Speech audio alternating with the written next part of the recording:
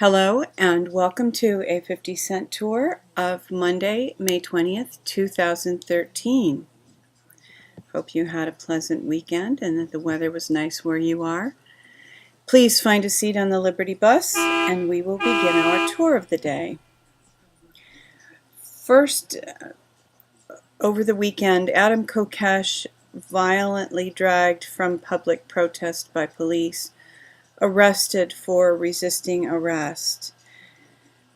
And I have more information on that. Activists rally to free Kokesh, and there are some numbers here to call if you would like to get in touch with somebody and remind them that his First Amendment rights were violated and that he basically was kidnapped. So this is not an uncommon thing. I happen to be very good friends with someone who is very good friends with a man who was entrapped in Fast and Furious. And he was arrested in March of 2011 and did not receive sentencing until September 2012.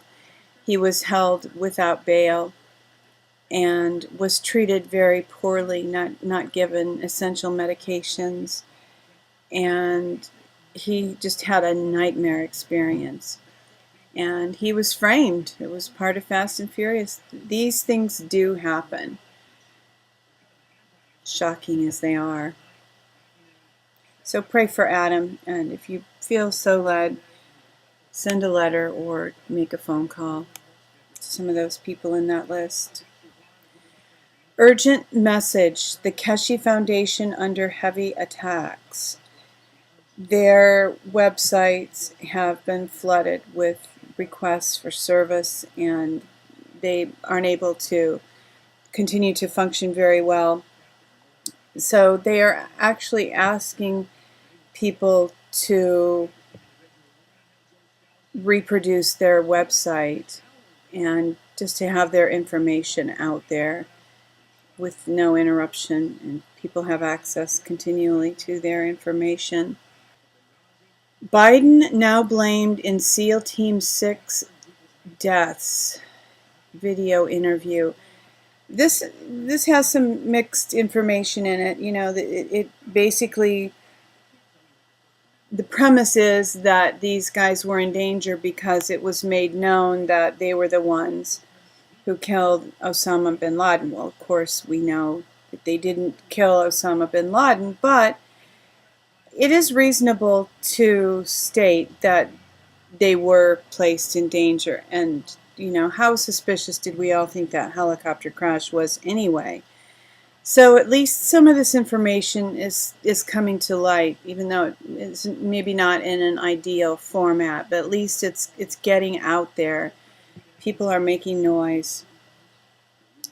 Bill Gates funding Chemtrails program. Global warming is a lie.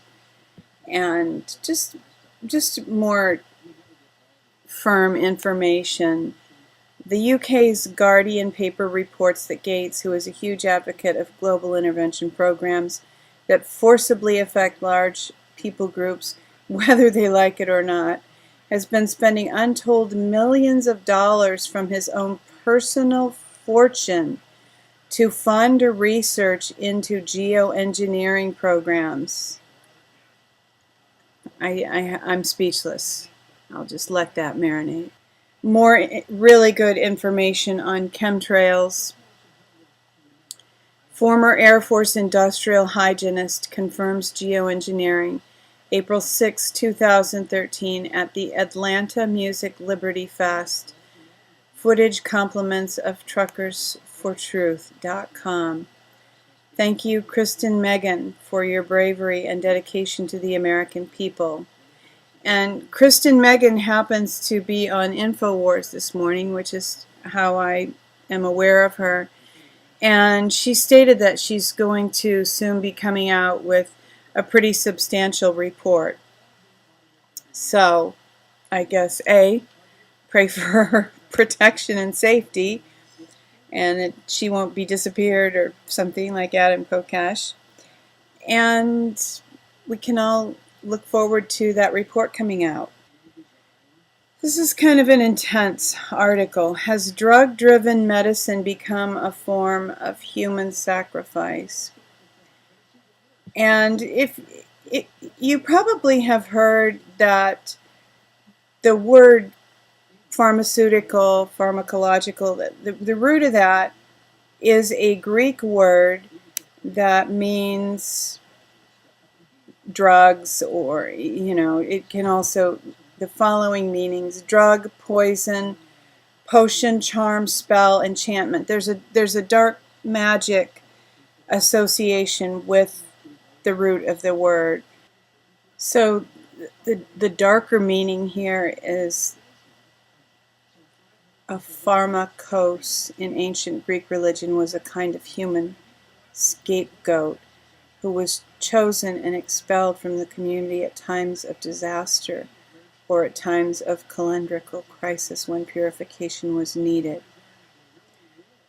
So the idea is it's not a very far leap to go from the dark meaning of drugs through control into that link to, and by control I basically mean witchcraft, that people would use drugs to control other people.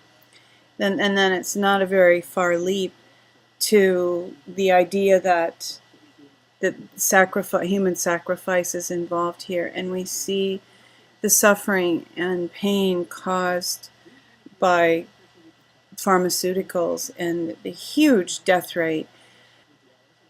I'm a little hazy on the precise statistic right at the moment, but I believe that pharmaceutical drugs taken according to direction kill something like 100,000 people a year.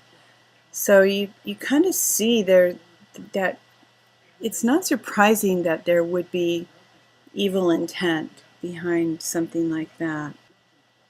Banking philosophy article published in the United States Bankers magazine in 1892. This is pretty stunning. The attitudes that bankers had even then. Well, even then, it wasn't really that long ago, was it? And that time of when the foundation of big oil and the railroads, that was when some of these power brokers were really stepping into positions. And we must go forward cautiously and consolidate each acquired position, because already the inferior social stratum of society is giving unceasing signs of agitation. Therefore, prudence dictates to us a line of conduct that seems to give in to the will of the people, until the execution of our plans be well enough established for us to be able to declare our intentions without having to fear any organized resistance. That inferior social stratum of society that this book is referring to, that's you and me. And this was very interesting reading, and just reinforces the idea that money has been used to control us. And this has even a little more information.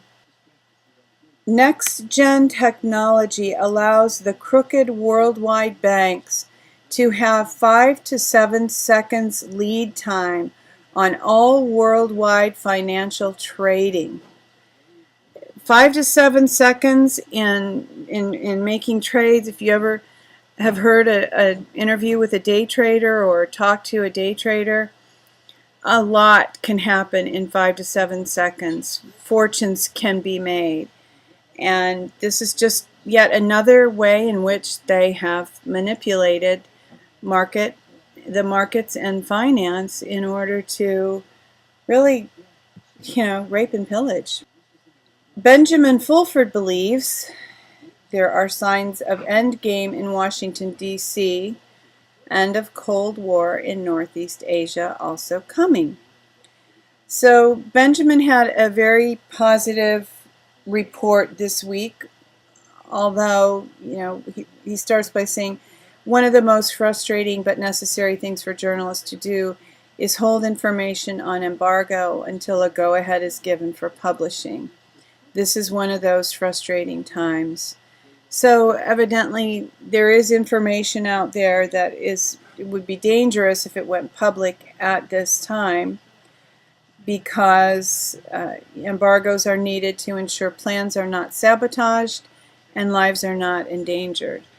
So it sounds as if there will be some news soon that some very big things are going down, hopefully to unseat the bankers, and he definitely addresses that in his blog this week. And I'm not as much ending with good news as I am with humor, but it's humor with a purpose. When I read this blog from yesterday by John Rappaport, when will Obama say I am not a crook? There were several paragraphs where I laughed out loud.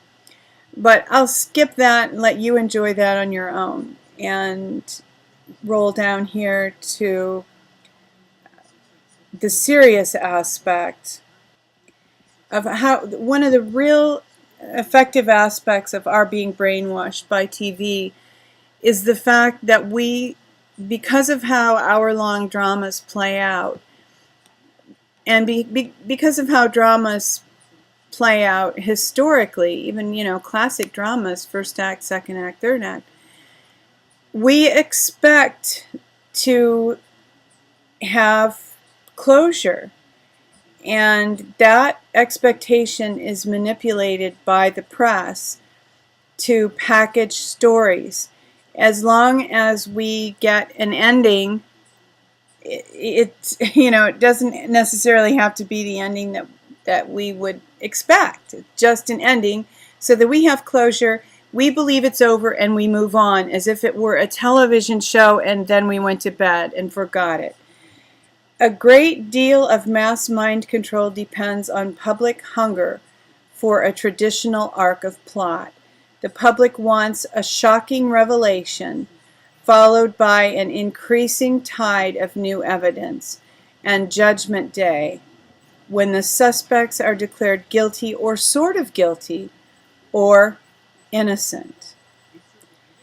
So, important information here. It's helpful to understand what the intentions of people are to manipulate us. It makes us less easy to manipulate.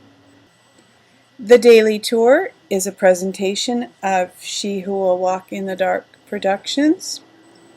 Thanking you for joining us. I want to remind you that the dawn is coming. Weeping may endure for a night, but joy comes in the morning. Hoping that you will love one another, take care, and insist on liberty.